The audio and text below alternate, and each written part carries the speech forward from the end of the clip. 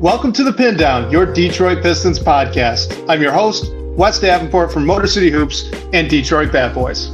And I'm Blake Silverman, writer for Detroit Bad Boys, covering everything from the Pistons to the NBA Draft and the Motor City Cruise. Man, I love in the live comment section, we got started here with the live show just a couple minutes late, but now this has been the case with the Pistons Pulse too. Anytime we get just a couple minutes late, we're not right on time when it all starts up. We just get the, are you stuck in traffic? Is Tom Gore's not there yet? Not ready to go? And I love it. I think it's hilarious. It makes me laugh every time. So keep that up. It brings a smile to my face. Hey, I have to say was the Trajan Langdon introductory presser where everyone was an hour late and traffic was the issue. So it was said, but the chat in the live YouTube stream was like the most fun I've had in a long time. That was like the highlight of the whole presser for me. Was it really? I wasn't following the comment section all that much. All I know is that we really did hit a new era when they did the head coach presser, and that started right on time. Because when that happened, I actually planned an extra couple of minutes, and I came to the live stream late, and I went, "Oh crap! I got to go and rewind now." Yeah, a YouTube user brings up the 4:30 a.m. hugs, which Tom Gore has brought up between him and Trajan one too many times for comfort. But no, the chat in the hour long wait, there were Jared Goff chants going and everything. It was just awesome. It was just all good vibes and fun stuff. Yeah, that's pretty great.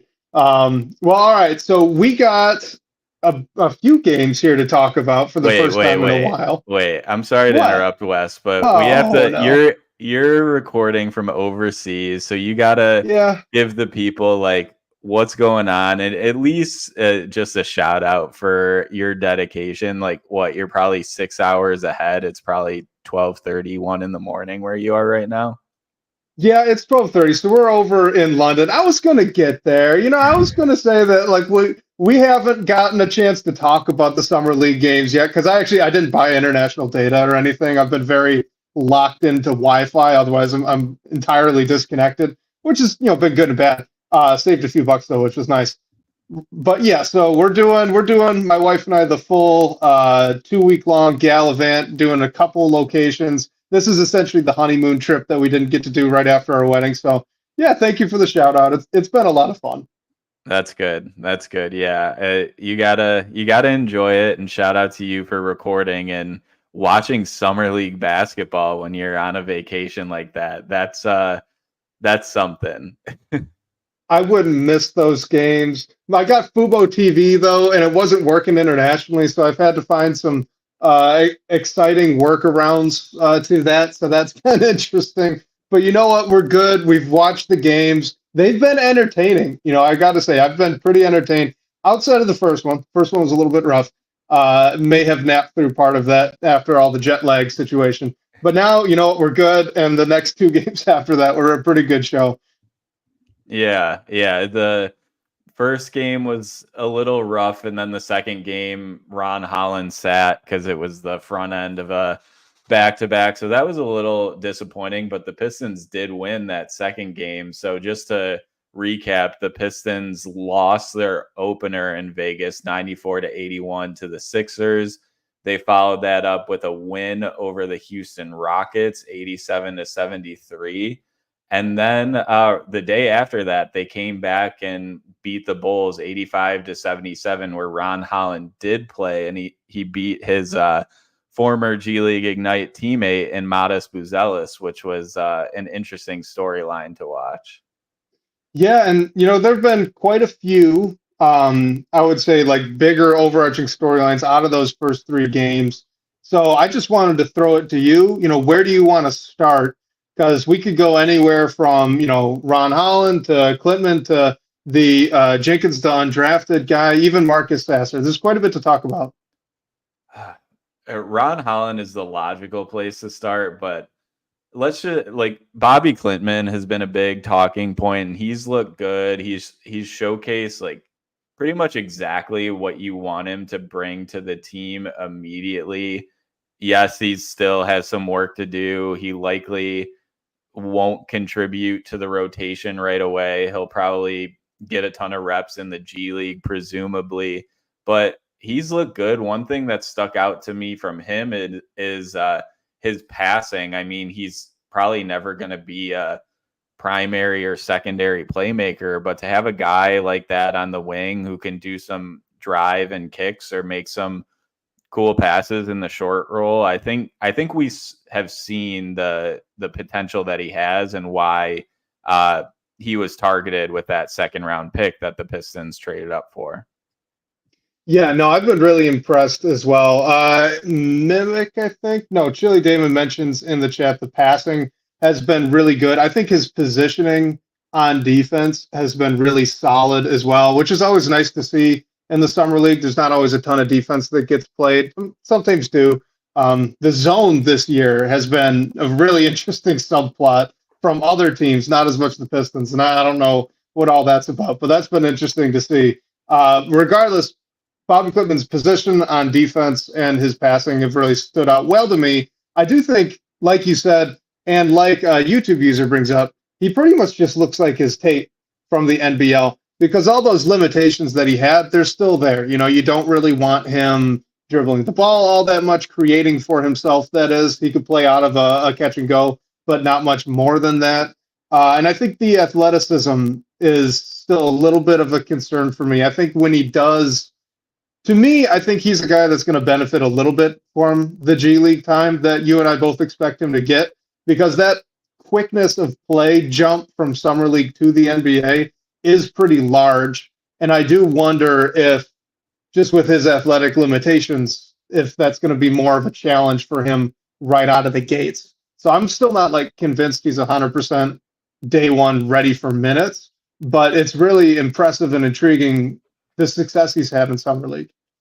Yeah, and that's where I'm at too with I mean, he comes out and puts these performances up in summer league, which is obviously exciting. It's the only thing we're watching right now. And I think he could do okay in spot minutes here and there. I'm really interested to see what, if any, like minutes he gets once the regular season gets going. It's almost like where the Pistons are, I don't think it's a bad thing to throw him into the fire immediately. It's just almost a numbers game with the transactions that they've made. Like, I don't really see where Clintman gets in, which is okay. It's not like the end of the world, but hopefully if he is at the end of the bench, he is or the team is like leveraging the G League to get him some solid reps. Yeah, he's exciting because I think he's in a situation right now where he's almost a luxury good for the Detroit Pistons. They've got pretty good depth at the forward spots and definitely at the 5 spot as well, which if he bulks up a little bit, I think Clintman could get a little bit of small ball 5 minutes here and there if he wanted to do that.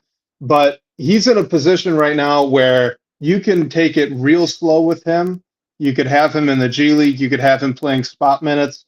And then if like Fontecchio or Star Thompson get hurt and miss some time, then you've got this guy that's like right on the cusp of, or looks like he's right on the cusp of being a legitimate rotation level NBA player already.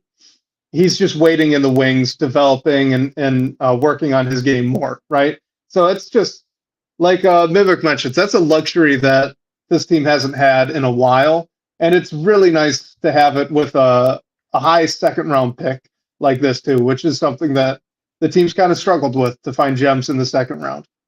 Yeah, 100%. And I mean, I think if Langdon hits with this first second round pick of his tenure, like that's already not making up for a lot, but it's a good sign moving forward in terms of drafting ability, and I guess just making the most out of those picks, because like even if you have second rounders, we know they acquired a few through the Tim Hardaway trade, like, and if you end up making those picks, teams are going to want them. They're going to want to get the draft rights to whoever. So I think it's really a positive. And just with Klintman, like I love his size too. I think at the combine he measured like 6'8" and some change without shoes. So he's like 6'9", maybe even 6'10" once he's on the court. And I feel like just having a wing forward like that that can shoot the ball and do some other stuff, hopefully, is a huge luxury. And hopefully he's an impactful player on the rotation eventually. Yeah, absolutely. I mean, like you said, it's just such a need in the NBA right now to have a guy that size who can shoot and who can move his feet on defense. And it looks like they've got one that's kind of almost ready-made. Just needs a little bit of polishing and refining, which is exciting. Before we move on, I did want to just give a shout out to Boldline in the DBB comments, who basically asked the question we just answered, and we didn't read it out. We just kind of naturally fell into it through conversation. So he said, with the lack of depth at 4, how many minutes do you think Bobby will get? And we kind of touched on that. He's going to have, more emergency minutes than anything else. So I was really curious. I wanted to ask you about 2 players. One, obviously Ron Holland. So we can start there, number 5 overall pick. But then right after that, Marcus Sasser. I really wanted to get your thoughts on Sasser. So we got to hit on that as well. Oh, man. Do you want to start with Sasser or do you want to start with Holland? No, we should get Holland out of the way, because if we have to skip something, it should be Sasser. We got to talk Ron. Okay, yeah, definitely. I think we've seen what we almost could have expected with Ron. Just to read off some numbers, in his first game against Philly, he was 5 for 15 from the field, 0 for 2 from 3, 15 points, 7 boards, 2 assists, 3 stocks. And then after he missed the game against Houston, when he came back against the Bulls, he was 7 for 20 from the field, 1 for 4 from 3, 17 points, 9 boards, 3 assists, and a steal. In the Bulls game in particular, I believe he was like 3 for 13 from the field in the first half. So I think we've seen his aggression, and I mean, he definitely was like forcing some stuff, and we saw some of the decision making we want to see get polished up. But you just see how quick he can get out in transition.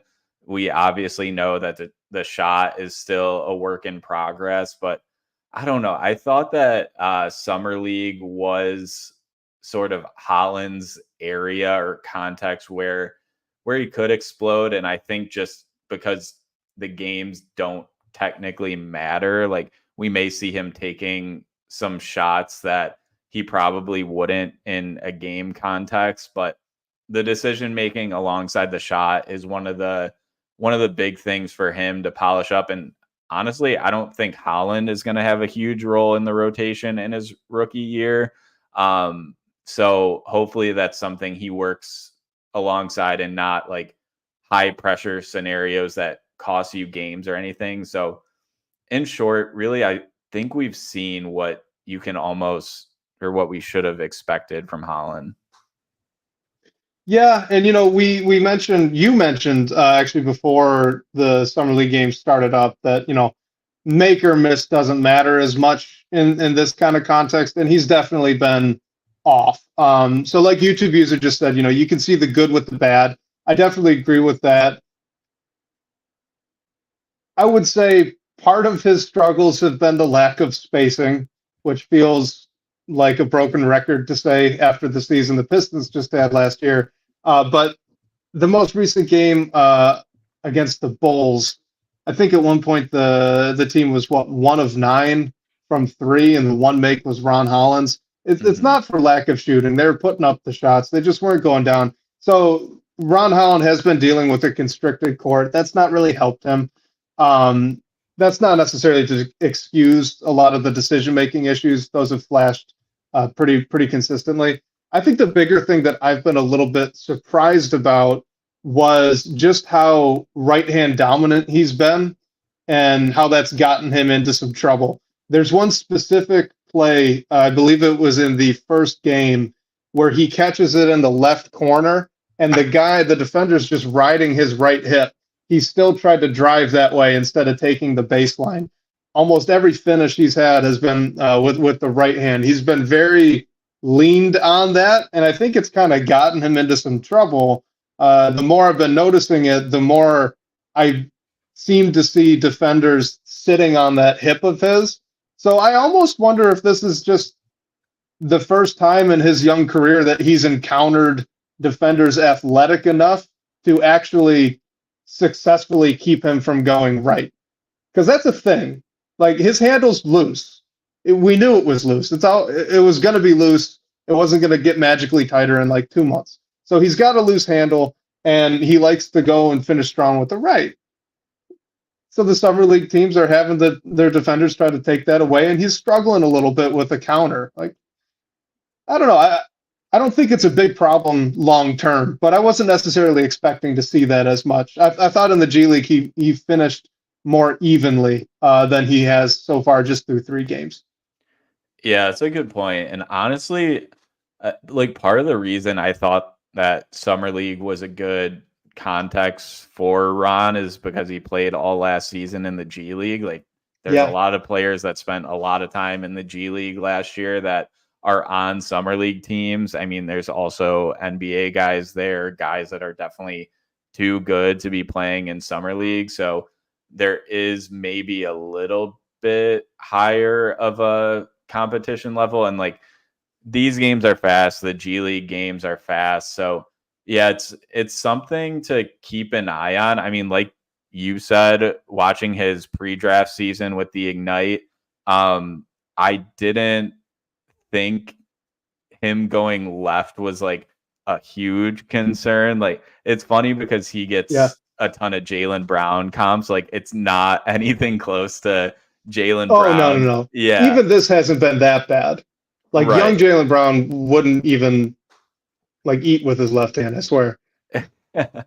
Yeah, exactly. So I think it's something to monitor. I mean, I know the Pistons have one more like regular season Summer League game, which is tomorrow on Friday. So something to keep an eye on there. And then they'll also have another game to finish it out when all like the playoffs and everything is sorted. So definitely something to watch out for. Yeah, for sure. And I mean, for everything that I just said there, the concern with him being a little right hand dominant, all that, you can still see the very high upside that he has. Because even with that limitation, that using both hands thing that he struggled a little bit with, there's not really anyone else on this Summer League team that creates as much space as he does. Like, that is the separator, I think, for him that really makes me hopeful for the future of the type of player and the type of scorer he can be. Because even with this, his mid-range shots, it stops on a dime. The defender keeps going. They don't know what to do. He had a nice one against Matas at the elbow, just against the Bulls. Even on drives, he players are bouncing off him. He pretty easily creates space through his Euro step. Like, he can just move really, really well, even with the ball in his hands. So I think that's exciting to watch, and should be something to be hopeful of moving forwards. Yeah, and another thing you brought up was, I guess, the lack of shooting or spacing. Yeah. In that Houston game, Dennis Jenkins and Bobby Klintman were the only players the Pistons had to make a three. The rest of the roster was 0 for 15. So, and Marcus Sasser, who I know we're going to talk about, was 0 for 5 that game. So I think it is a bit of a matter of like shots not going down elsewhere and just more free, like sloppy play that is hindering everything else. All right, so let's hit on this question here from Rames, just because we're already talking about it. But he says it seems like Ron Holland will be brought along more slowly this year. Do you agree with that? Or have you seen anything in the Summer League so far to make you think he's ready to contribute early with minutes? I think he will be brought on slowly, just similar to what I said with Klintman, just a numbers game. Like, I don't think there's any way Ron Holland starts for this team. I'm trying to figure out where he lands in the rotation. I mean, I think he'll play. I just don't know how many minutes he'll get or where he'll land in the rotation. And speaking to what I see in summer league, like I don't know if this is something that's totally stood out, but if he's able to come in and immediately be a positive perimeter defender at the next level, you kind of have to play that guy or at least like reward him with some additional minutes. Yes, like the shot is the other thing that is on the other side of that. You want to see how he shoots it out of the gate. I believe when he played against the Bulls, he made his first three that he took, and I was like, all right, that's good to see one go in. And then he missed the other three, which isn't the end of the world, but you just want to see how that comes along or the work he puts in the summer to see what his shot looks like at the NBA level. Because if he's not going to shoot it, like you can't play him next to Asar Thompson, you can't play him next to Jalen Duren. So you're trying to manipulate the lineups for a bunch of these different guys. And I think if you also have to manipulate it for Ron right out of the gate, like that just gets to too much. I mean, you have to play him at least somewhat. I just don't know how much it will be right now. Yeah, I know. I completely agree with all of that. I mean, at a minimum, he's a guy who plays with a high level of energy. He's a very good athlete. And at least so far in Summer League, the defense has translated almost exactly how I kind of thought it would. He's fallen asleep off ball a few times. He locks in pretty well when he's the better athlete on ball. And then at the same time, he flashes a lot as a like with the free safety type role. He's gotten a few steals, few blocks, looked really good.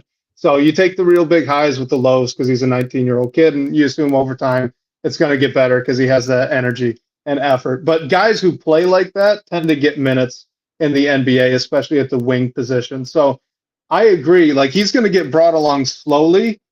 I just always wonder when I get this question, like what does slowly mean to Rames who asked it? Because Bobby Klintman's going to get brought along slowly as well, but it's a different type of slowly. Bobby Klintman's probably almost certainly going to get a lot of G League minutes throughout the year.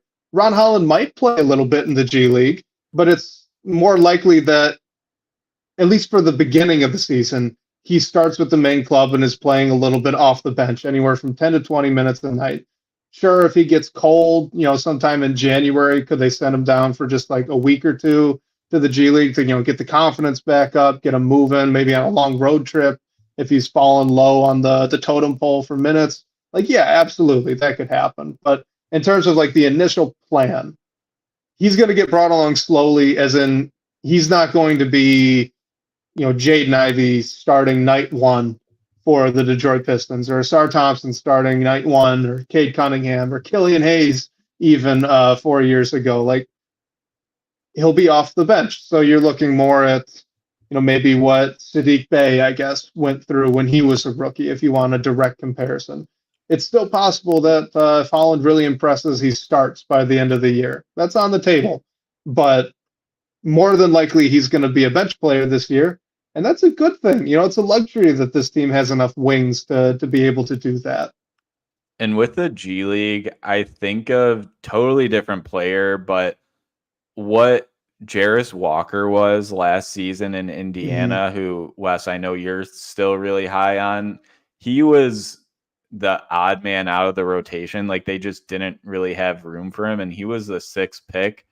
He was down in the G League a decent amount. And even Ben Shepherd, another one of their draft picks, played some time in the G League, and he was playing for them in the playoffs. So I think we are consistently seeing like higher picks play in the G League, not like spending all their time there, but franchises leveraging that opportunity to get them those reps in these situations.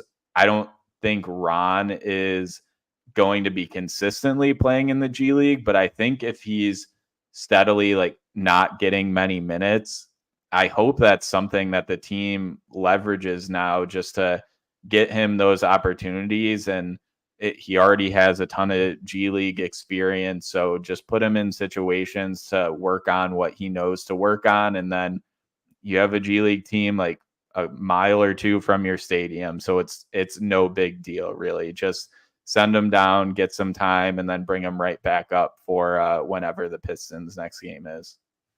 Yeah, absolutely. And it's such a luxury to actually have the team so close to be able to do that. So, hopefully they do use it. Like I said, on a cold week in January, if you're looking down the schedule and Ron Holland is probably going to get 5 to 10 minutes a night, then you're like, yeah, sure, send him over to the Cruise for a couple of games in there. Maybe have him skip out on a Western road trip or something and just get him a bunch of minutes in the G League. I think that stuff probably will happen. And I just wouldn't be shocked if it does, but it's not going to be the majority of his minutes, I guess, was the only point you and I are trying to get across.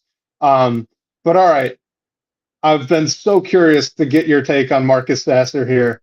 So what's your read, your vibes on Marcus Sasser for these first 3 games of the Summer League? Okay, we keep doing this, but I feel like it relates a lot here, just bringing up questions that we have that we're going to talk about, but it ties into our conversation. So this one from a fella in the DBB comments: how do you decide what matters and what doesn't in Summer League? One of the things I think that matters is if you have a second or third year player that has NBA experience, I feel like they should dominate the Summer League. I mean, don't fully write them off or anything if they don't, but I think it's something that you should definitely keep an eye on. And Sasser didn't have good games his first 2 games. Against the Bulls, he came out, then he was 5 for 13, 3 of 5 from 3, 17 points, 3 assists, and 5 steals. So he had a better game. I mean, a couple stinkers, honestly, from the field in his first 2 games against Houston.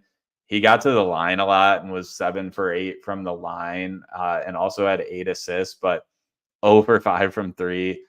I feel like we've been talking about Sasser not being a backup point guard or just a point guard in general.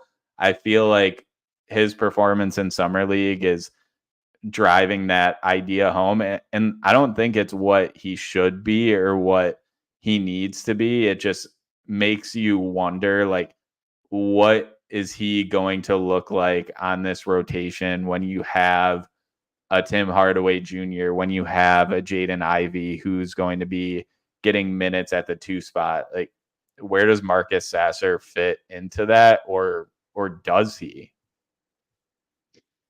Yeah, so all right, we're very much aligned. I've been excited for this like all week. So I've just been banking these thoughts and these watching these games until right now for the Pindown. But yeah, I am right there with you. I've been pretty concerned actually watching Marcus Sasser. So to answer a fellow's question directly, I think the biggest things that I like to take away out of Summer League are if like I would say the procedural indicators that a player is just operating at a level higher than everyone else out there on the floor, not necessarily the results. So with Marcus Sasser, I don't care that he's not making as many shots right now. With Ron Holland, I don't care that he was 5 for 15 in his first game. With Ron Holland, like we talked about, what's exciting is the way that he's able to create space. What's not exciting is how he's kind of getting sped up in his process, and he's falling into some bad habits by being, more right-hand dominant than he ever was with the Ignite program. Okay, so those are red flags to be aware of. He's also a 19-year-old, and this is his first NBA action. It's expected for him. Marcus Sasser is not making great decisions with and without the basketball. He's not been a great defender for this team so far through these 3 games, and I think when you put all of that on top of him not making shots, it just looks even worse.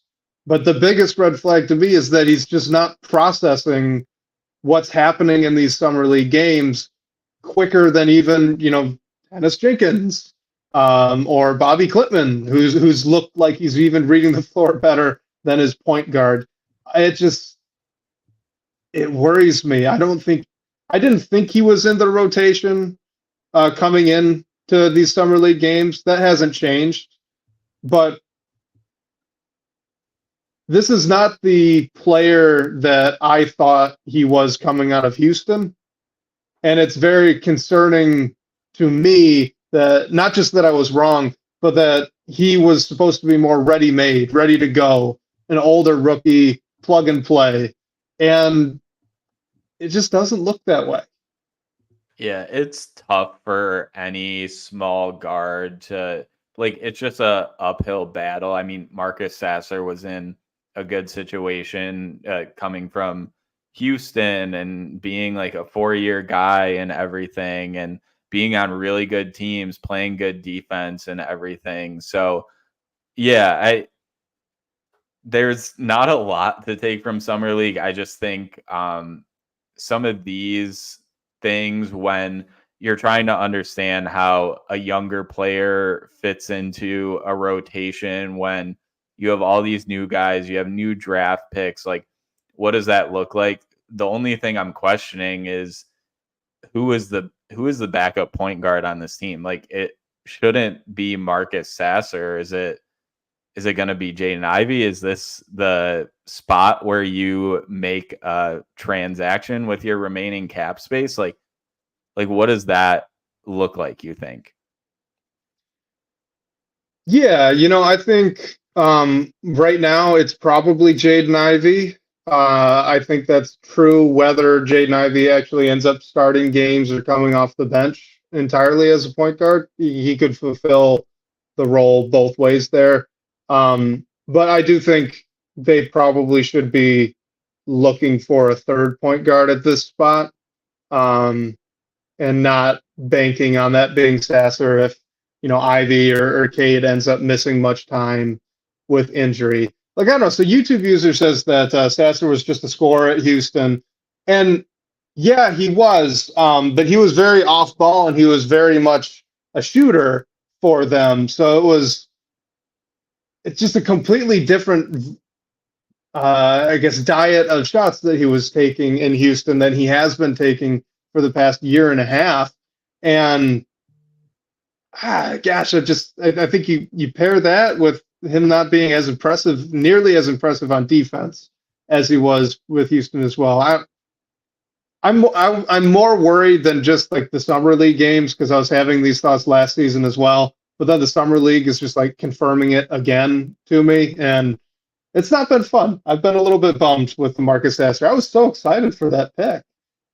Well, I think what YouTube user brings up is Sasser's ideal role at the next level. He should be a microwave scorer off the bench that you can bring in. And we saw him get hot in a handful of games against, didn't he just kill the Milwaukee Bucks last year? Yeah, and then they still lost the game.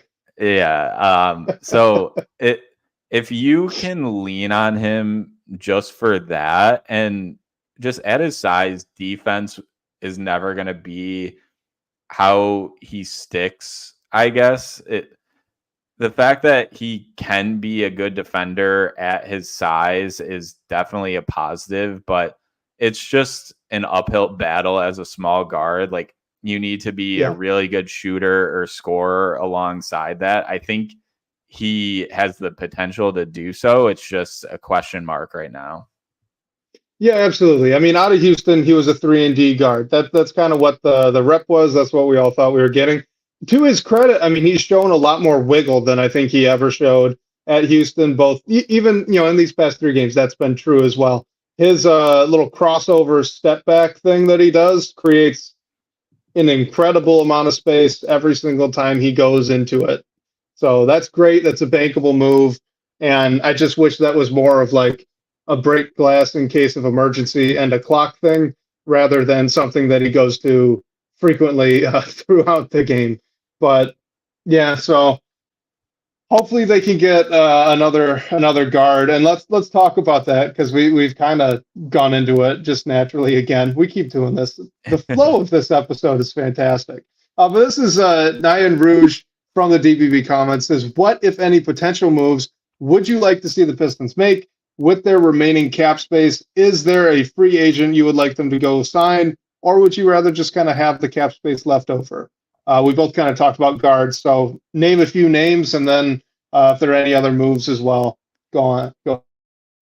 Yeah, and shout out to the DBB comments. Like in a reply to this comment, they were posting updated lists of free agents who are still available. And the reporter who posted it mentioned that this group of names is likely guys who gambled on themselves, but now are probably more likely to sign a minimum 1 year prove it deal.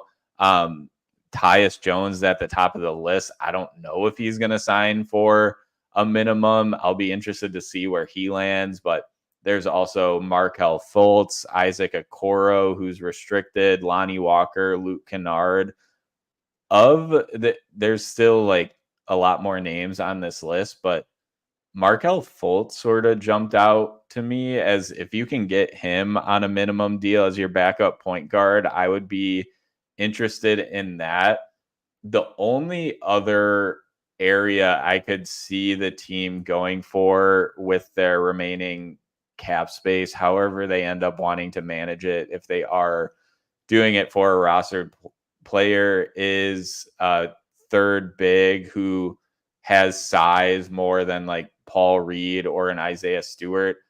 I don't really know if there's that name out there other than like Boban, if you want to go down that route.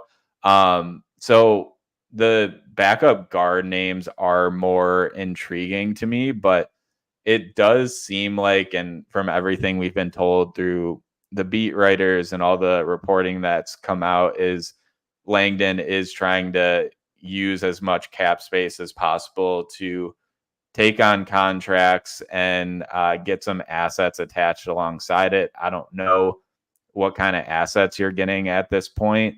So if that's on the table, I could see that being the option. But if you have money available and a roster spot available, a backup guard makes sense to me, especially someone that's a Markelle Fultz type player on a minimum, if you could swing that. Yeah, I would. I love Markelle Fultz. I think he'd be good. I don't know why.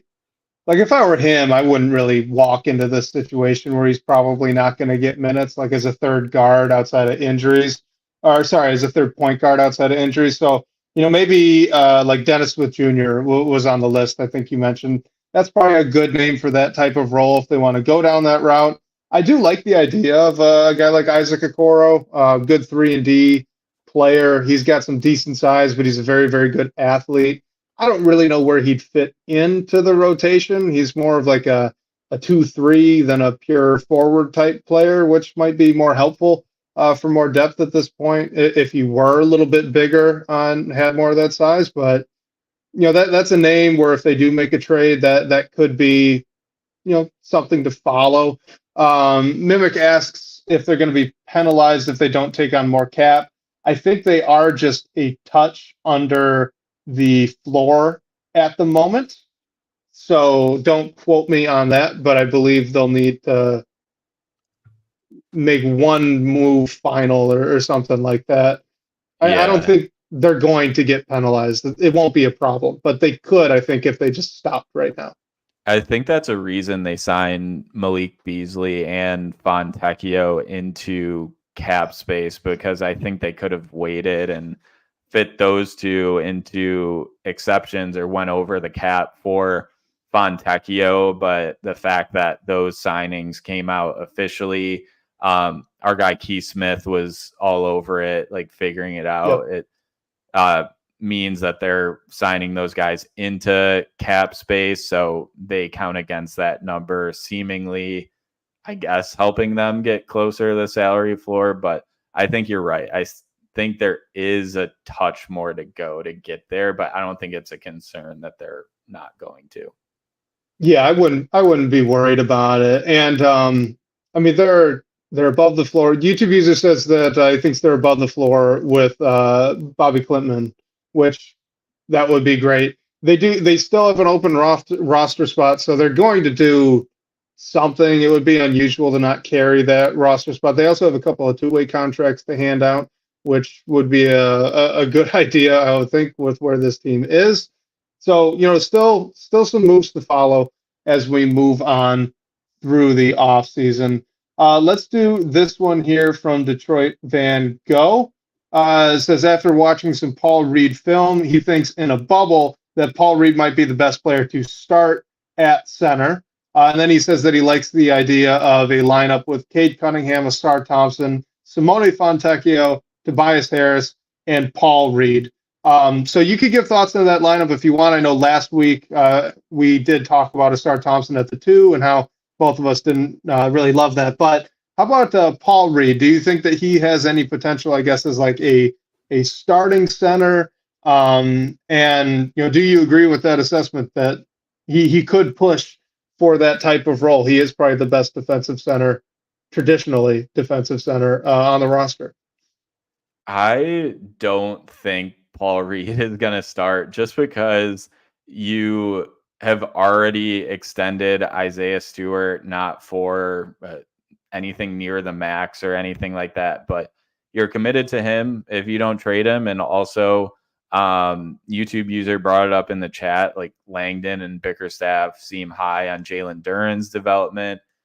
It seems likely that Jalen Duren is going to be the starting center. I won't get too much into it because I know we do have some Jalen Duren questions that we'll be talking about shortly. I just think it might make sense to start Paul Reed just for what he brings defensively. I just think for the long term, if you're not starting Jalen Duren or Isaiah Stewart when they're both on the team, that says something.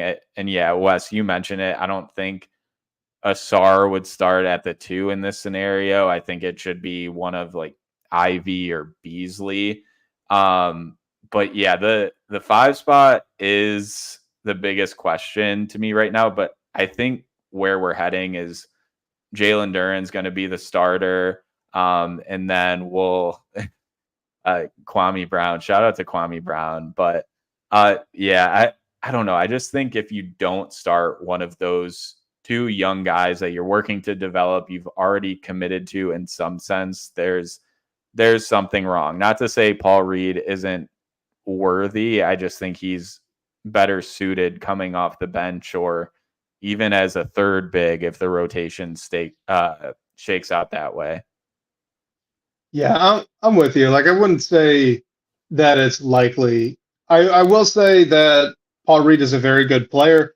His steal and block numbers, like we talked last episode, are through the roof compared to the 2 guys that the Pistons already had on the roster at center, that being Jalen Duren and Isaiah Stewart. And he's not a bad athlete in space either. I don't think you really would want him like primarily guarding wings or anything like that, but similar to Isaiah Stewart, who could take it on a switch and not look like a fish out of water. You can get that out of Paul Reed with more steals, more blocks. So the defensive potential is there. The kind of sort of lob threat potential on the pick and roll is there. And we had talked about maybe there's something there as a 3-point shooter eventually too. So here's the thing. Like you said, that center position's kind of confusing to get a read on how the minutes are going to shake out. JB Bickerstaff has talked about players earning their minutes. So if Paul Reed shows up to camp and is the best center on this roster, I think he will start basketball games. I don't know if he's going to be. I don't know if that's how it's going to shake out. But all 3 of them have weaknesses that they need to work on. And whichever of those 3 can kind of minimize those weaknesses the quickest, I think is the one that's going to get the starting minutes. So I would not, at this point, say that I'm confident any of them are going to be the starting center on game 1. I really don't know how it's going to shake out. But I do feel pretty confident that whoever's the best in practice is going to get the first crack at it. So that I think that's a good thing.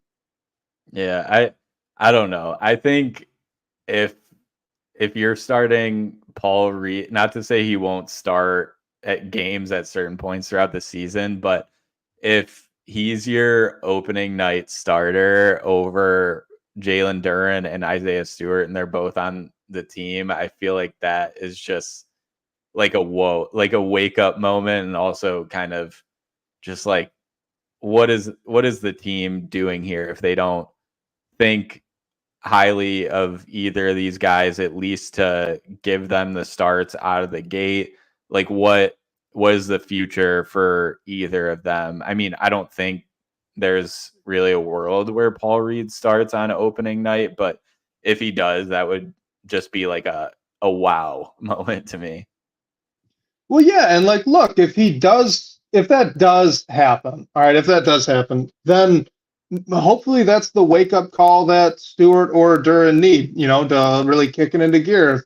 If Paul Reed kicked their butts in practice every day through training camp and preseason, like, yeah, he's probably going to start. I don't know if it's likely. I'm not saying it's likely. I'm just saying that I do think that the best player is going to get the first chance to go out and prove that they are that.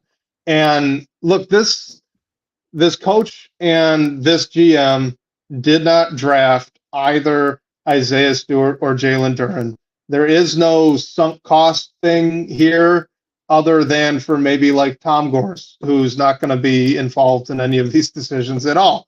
So if truly Paul Reed, as shocking as it would be, was the best player through camp and earned the right to start in game one, it would be wrong not to have him start just because, Jalen Duren is 20 and has a lot of potential, or we just gave Isaiah Stewart that big extension. Like this brain trust didn't do any of that. So at this point, it's about going out and trying to put a good basketball product out on the court. And however you can do that, whichever lineups let you do that, that's what's going to get played. And the competition's not a bad thing at all. I said right at the start here was, if that happens, then hopefully it's kind of a oh crap moment for those two guys. Like, it's not going to get handed to me and I got outplayed. Now I have to go outplay him. Iron sharpens iron. I think it'd be a good thing. Just overall, The competition's a good thing. Not that it would be a good thing for Paul Reed to win that competition. Sorry, I need to make that clear. No, and if he does, I would also hope the front office thinks about that and is just like, what are we doing here? And maybe moves on from at least one of your front court guys that you've committed to, not saying they need to do it immediately, just something that should be evaluated if there's any shot that happens in real life. All right, let's just enter into the Jalen Duren section of this podcast for the next few minutes because we got a few questions about that. So we'll start here. This is Wally in the DBB comments. Says, is it really fair to say that Jalen Duren at 20 years old is a complete lost cause on defense? He says that there were many cases of young bad defenders improving. Why should we assume Jalen Duren cannot? So there was a lot of conversation about this in the DBB comments, and one thing, they were all over everything this week, which was great. One thing that was brought up, which I thought was interesting, is on James Edwards and Vince Goodwill's podcast. Vince was bringing up this week that he talked to Jalen Duren. I believe it was at Team USA camp when Jalen Duren was playing with the select team, how Jalen Duren essentially just said how he didn't bring it on defense this past season. I believe the exact question he was asked is like why he didn't get as many blocks. And Duren, I guess, based on what Vince said, he mentioned that Duren still talks to Monty and he's still they have a relationship, which I thought was interesting too. It just doesn't really matter here. I think if Jalen Duren does have this defensive ability like under his belt right now, and it just wasn't brought out last year for whatever reason it was. I know we saw it in the first few games and he was dealing with ankle injuries and just wasn't a good defender for the rest of the season, really. I'm willing to give him some time to show that is actually the case. Wes, we've talked about reasons why maybe Duren isn't a good defender just in general. Like he's still very young. He still has the opportunity to bring that out. It's just, I don't think, not to speak for you, but I don't think either of us think he's going to magically develop a jump shot at some point. So if he's not a positive defender, that's an issue. So yes, he's young. He should have some grace to be able to improve it. Last season was bad, but I'm willing to at least give him some time to work on those things. But he has to show it fairly soon. Like I'm going to be looking closely at the first 10 games and whatever different increments to see what he's doing. And like what is being brought up in the comments, Trajan Langdon and JB Bickerstaff have talked a ton about Jalen Duren. So it seems like he is more likely than not going to be the starting center, at least on opening night, and probably for the majority of the season, depending on what everything ends up looking like. But I'm willing to give him some time, is my point. Well, all right. So there's a lot there. We're going to unpack it. There's not a lot. It won't take too long.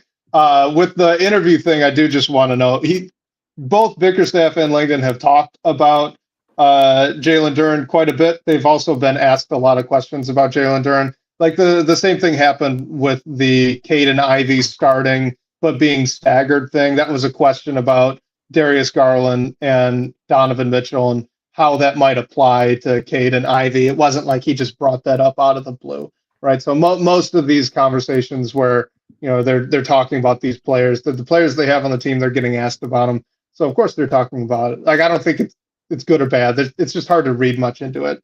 But look, directly to the question from Wally, and I think it's a good one. Is he a complete lost cause on defense? I would not say that he is. I think that the question, like you mentioned, is how good can he eventually get, right? So are there, in the past, have there been a ton of big men who have been awful defenders through their first two seasons, which, hopefully Duren also told Vinny Goodwill that he wasn't bringing it in his rookie year either, because that was a problem as well.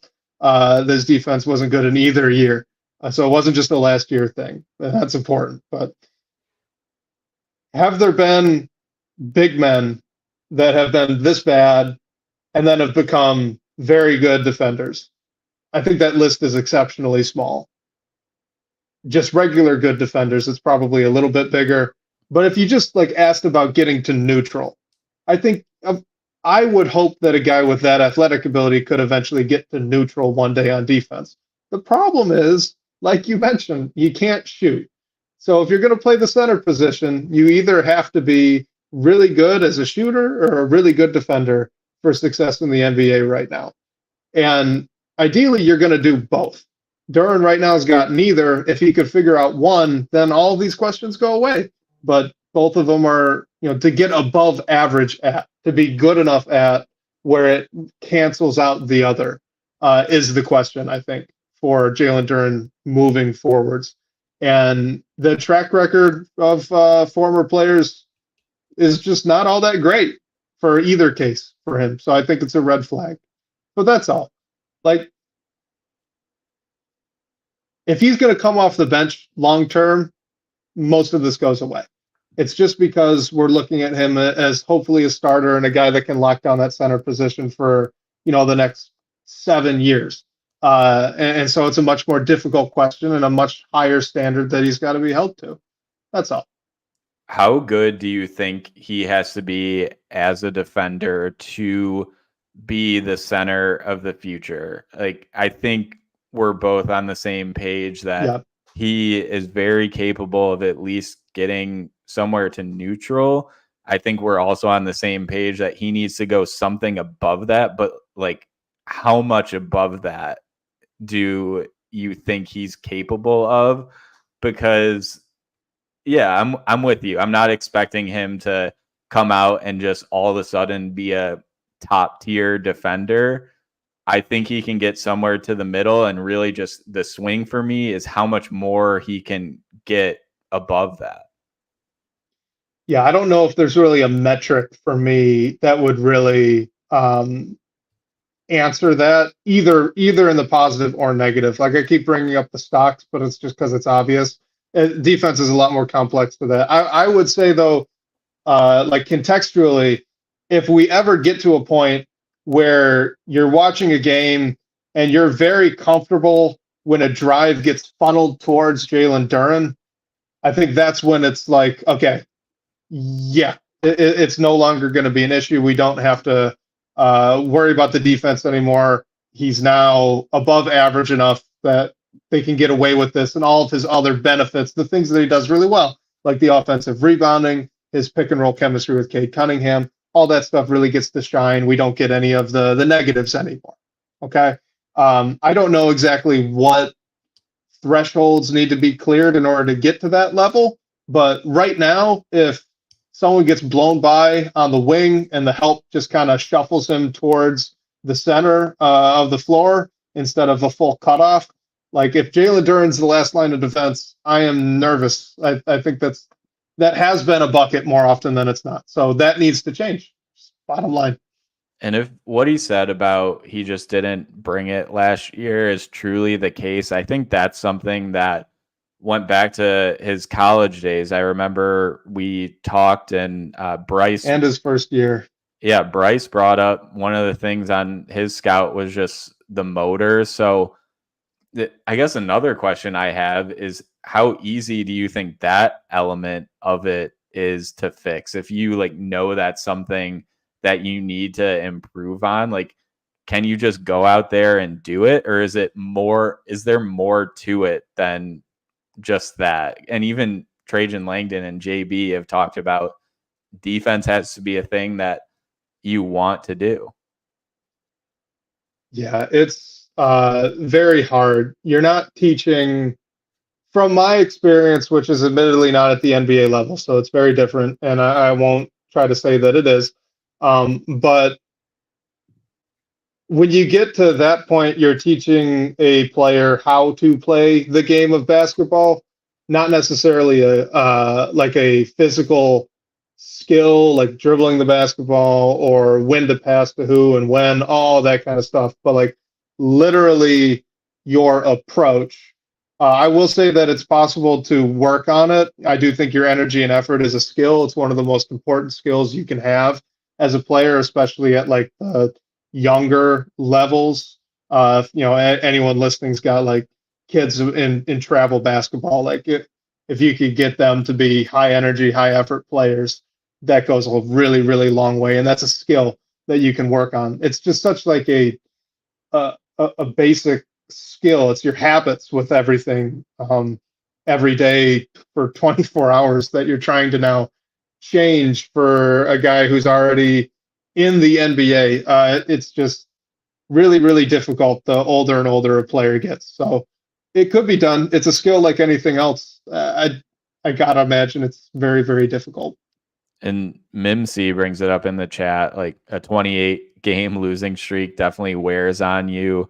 Maybe having a better team, a team that competes more often than they did last year helps with that. The only thing I struggle with is we knew this is something that was on the page during his pre-draft year, but I agree. If the team's a little bit better, like maybe that is a motivator. I don't know what you want to call it, because a lot of the good defenders out there who may not be as good on the offensive end talk about all the time that they want their defense to turn into offense. So I think if like the team is competing more, maybe that does bring another element of it, which shouldn't be the case. But after a historically bad season, maybe that was a little bit of it as well.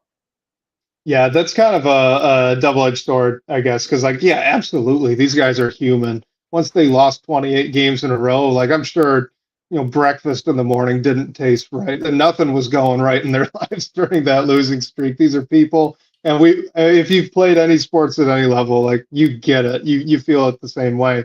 And it's just even more so at the NBA level when the guys are that competitive. So yeah, absolutely.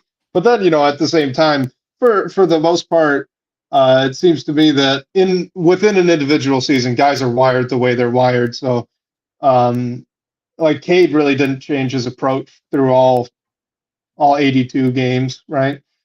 It's I don't know that the effort really isn't something that swings too much, but it could definitely weigh on you more and affect performance in other ways.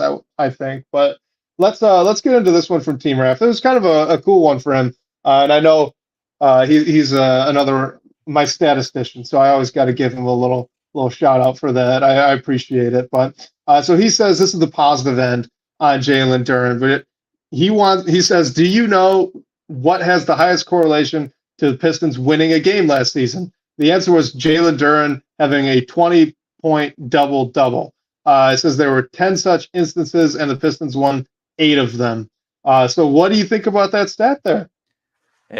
We work with some character limits with these questions, so he also included a couple other nuggets. I think one of them was how bad the Pistons record was when Jalen Duren was hurt. They were like 1-20 or something. I don't quote me on that because my numbers aren't exact, but he also mentioned that among team stats, the strongest correlation to the Pistons wins was defensive rating and correlated to opponents' free throw attempts. And defensive rating, that's just team points allowed per 100 possessions. So the scoring average, and Wes, you brought this up in your notes, like good defenses don't foul a lot. So yeah, I thought these were good points. And we know that Jalen Duren's a great rim runner. He's a great rebounder, and it doesn't shock me when he goes off like this. The team is in better situations to win. I mean, it opens things up for everyone else, and Duren's just a lot to handle in the paint, no matter what. So I'm not shocked, but yeah, this was some good research from Team Ref. Yeah, real good. The only reason I put the note in there was just because it's like a double effect with the free throw thing. So it's good to note that's basically just good defense means the Pistons would win games, which also really tracks too as well if you think about it. So looking at the Pistons specific stats, which this was, when the Pistons held the team to less points, they tended to win more games. Makes sense with an offense that wasn't exactly a world beater. But look, I think a lot of this is fun. It's just really tough when the team won 14 games to go look and say, oh, well, in 8 of those wins, Duren had a 20-10 night. Like, okay, yeah, great. They really lacked talent on this roster. I bet a lot of other guys had some pretty big games those nights too, or maybe the other team was really off. Like at this point, looking at the season, like those 14 wins are almost the outliers to every other game that went on through the course of the year. So it's always tough for me I shouldn't say it's always tough. It's been difficult for me to take much away from the wins that the Pistons had last season. Because if they just, if they won 10 more games and 16 of them came with Jalen Duren 20-10 nights, then I'd really be buying into this. But they didn't, and I don't know what the actual takeaway is. And I wonder that this is cheating, so I'm not actually being serious, but maybe you could also just filter out that 2-1 start, because what was going on there? We still don't know what was going on for those 2 games. I wouldn't look back, man. Sometimes I just look back through all of our podcasts that we've done, and the excitement that you and I had and that the fans had on like that second podcast we did right after that first week was through the roof. It was, and then to just know immediately after that, it just went to hell.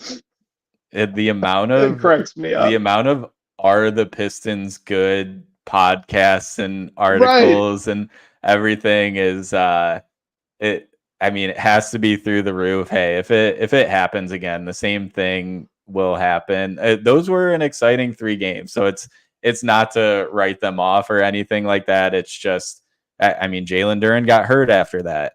There was, and everything fell apart. So, yeah. All right, let's get through these next 2 ones quickly because we're running low on time. One more Jalen Duren question. This is sponsored by Lloyd's in the DVB comments. Says, why is the general assumption that Jalen Duren and Tobias Harris is going to be the starting front court when Isaiah Stewart is a better option in his opinion? So what do you think? Does Isaiah Stewart have an argument here to be the starting center? I know we talked about Paul Reed as kind of the out of left field situation, but what about Stewart?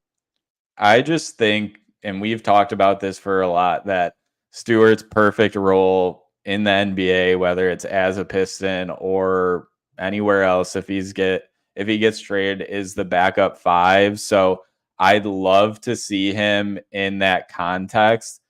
Yes, Isaiah Stewart can shoot it a lot better than Jalen Duren can. So if you want to prioritize Ausar Thompson, Isaiah Stewart allows you to do that. But I don't know. I think Jalen Duren, he gives you the rebounding. He gives you the rim running. He's a lot to handle in the paint. So, and it just seems like he's your 3rd-year center now that you have to figure out. One, is he going to improve in the areas that everyone knows that he needs to take a step in? So just give him some time to do that. And I don't think Isaiah Stewart is a starting 5, and I don't know if he necessarily should be. I think he should be playing the 5, but I think it should be in a first big off the bench role. I'm with you. I think the challenge with even the question we were talking about earlier about Paul Reed is that I'm not sure which of those 3 is the best basketball player today. Jalen Duren is by far the most talented athlete and individual of the 3, but in terms of like actual on-court basketball performance, it's kind of a take your pick on what you value the most.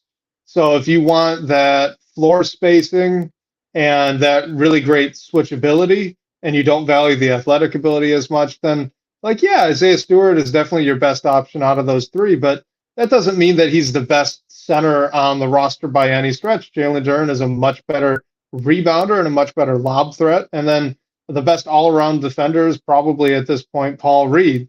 And he's maybe got a little bit of the floor spacing stuff too. So it just kind of depends on what you want. Like I said earlier, I'm not I wouldn't say that the assumption that it's going to be Duren and Harris is 100% correct. I mean, Harris, it's definitely going to be what it is, but I mentioned the competition thing. I think that's going to be real. But it could be Duren and Harris. I think that would make a lot of sense. Could be Stewart and Harris. It could be out of left field and Paul Reed and Harris. It just kind of depends on, like you mentioned, what do you want to do with the star? Do you want Jaden Ivey in the starting lineup, or do you really want Malik Beasley out there who's going to shoot 43% from 3? Is Fontecchio going to start instead of Ausar Thompson? Then maybe you feel really, really comfortable with Duren. It's kind of a choose your own adventure at this point for JB Bickerstaff, and I'm very intrigued to see what he does, assuming that these 3 guys are all going to be on the roster.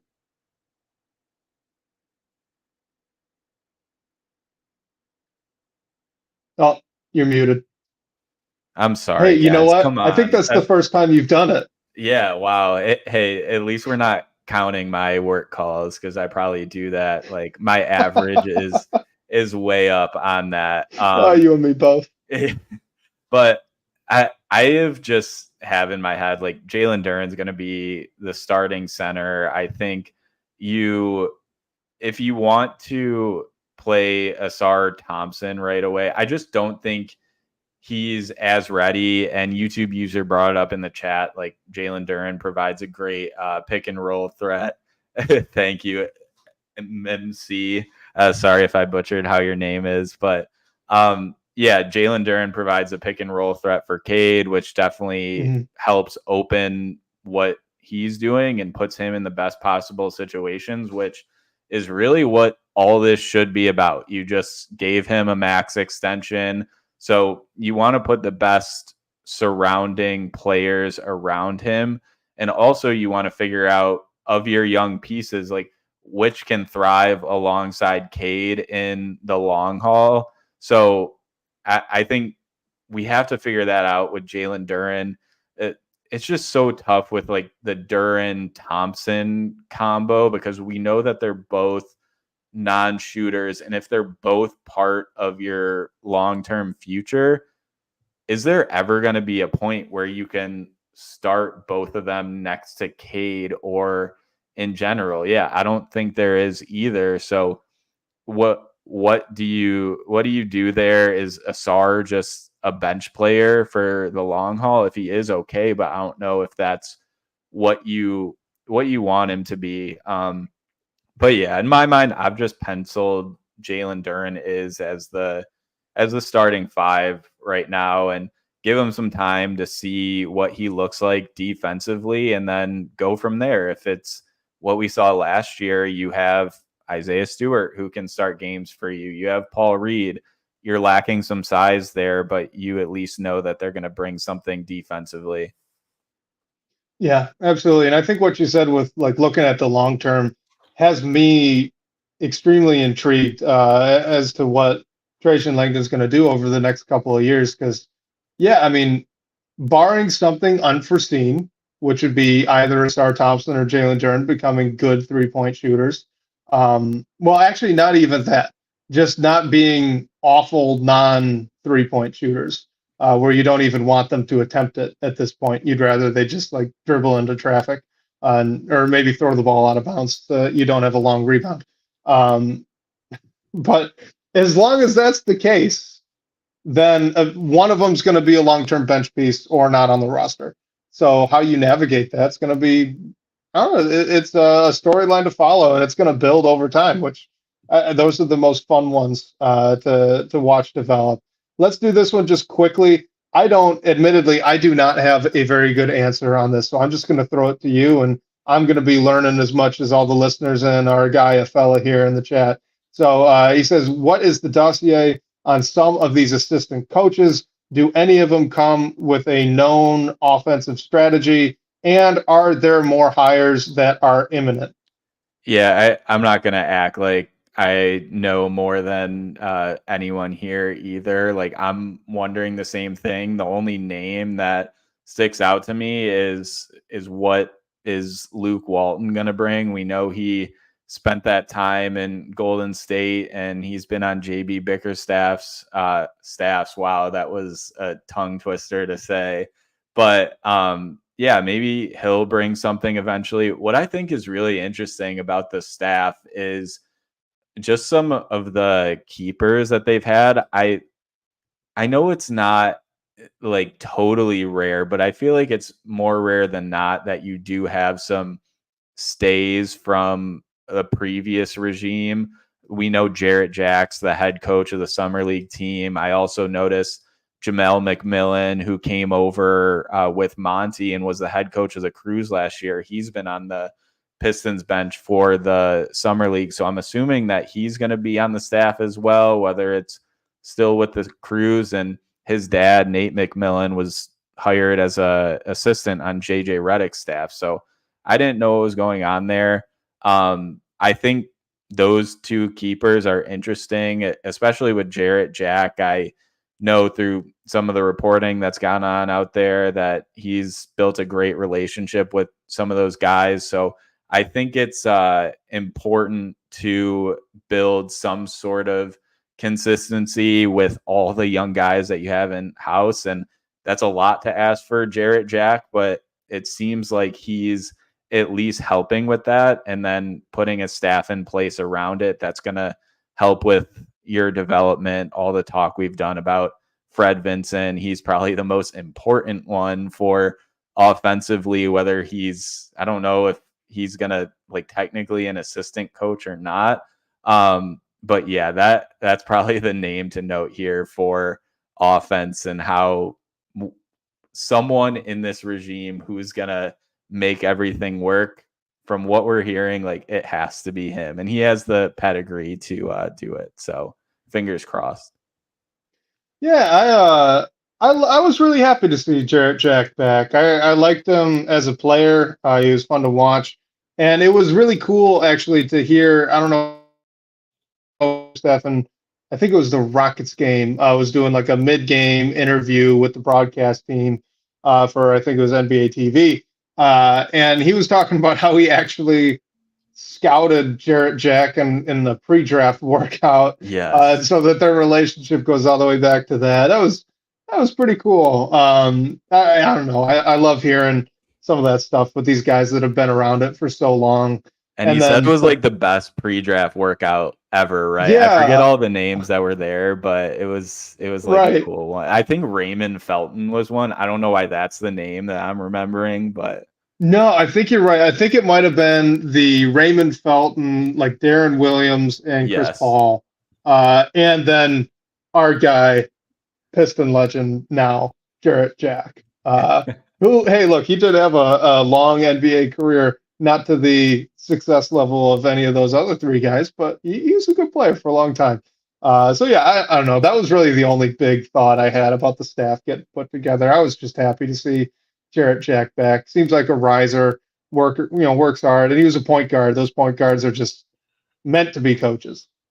Yeah, and all I like, I just need, every time you hear like the Pistons talk about in national media, you just hear like Fred Vinson's name get brought up. So if this like, maybe it wouldn't be Fred Vinson's fault and these guys are just bad shooters, like that's what they are, but man, he has his work cut out for him, and if some of these guys like don't improve there, I feel like that would really say something. It's just like, for all the talk around Fred Vinson, like, man, I don't want to push anything to happen sooner than it should or could, but we have to have something there, I think, for all the chatter around it. Well, he's not going to be a miracle worker. I know, but that's what he's been made out to be. Like, anytime. That's true. That is very true. The Pistons rarely get any national media coverage, but now when they do, you're going to hear Fred Vinson's name probably, which from everything I know is for a good reason. It's just, what's it going to look like in Detroit? I'm really hopeful that, and we can end on this, but I'm really hopeful that he's going to be a guy, Fred Vinson, that takes the pretty good shooters on the roster and helps guide them into being great shooters. So like Cade Cunningham, if Cade Cunningham can push up to like 37, 38% on 7 or 8 threes a game instead of the 35 on 6 a game that he's been at, like, oh, that's a game changer if you could get that. Like, get Jaden Ivey up to league average. Get like Fontecchio even higher. Like, maybe he's a Kyle Korver type piece. That would just be incredible. So, and I think those are much more reachable goals. Take what's already good, make it great. And I hope that that's some stuff that we could see happen. Yeah, and we talk about Sasser, like what's realistic for him to do with Sasser, but hopefully 30% one day. That's my goal. I don't know how long it'll take, but hopefully we can get there. Yeah, but like Herb Jones wasn't known as a shooter coming out, and it wasn't as bad. Yeah, I know. Trust me, I know. Okay, for all the listeners, I got to give Blake a hard time because Blake was really, really high on Ausar Thompson, and rightfully so, because almost everything that he said about Ausar was right, and I was wrong about, except the jump shot. So okay, I got to rub it in a little when I can. No, I appreciate that, and yeah, it's like, man, it's rough, but we can take the hope for whatever Fred Vinson does with Ausar and maybe move that over to Ron Holland, because I think that's a more realistic one. So yeah, for sure. We'll see. He has his work cut out for him, but like, man, I'm excited to see what he does for all that it's been talked about. Absolutely. So let's wrap it up there. Blake, thank you for scheduling here with me with all the time change stuff. This has been a fun show as always. So appreciate you, man. Thank you. Oh man, thank you for joining. Lord knows what hour it is where you are right now. 2 So a.m. 2 a.m. Okay, no big We're deal. having a good time over here overseas. It's fun. We are. Hey, so Summer League doesn't sleep. So I appreciate you for staying on with us and appreciate everyone who joined live. Reminder, we didn't get any voicemail questions this week, but you can always call our number to ask a question, hear your voice on the show. The number for that is 313-355-2717. And I brought this up if you're watching with us live on YouTube, listening on the podcast feed, or catching up on the video, please hit the subscribe button on the Detroit Bad Boys channel.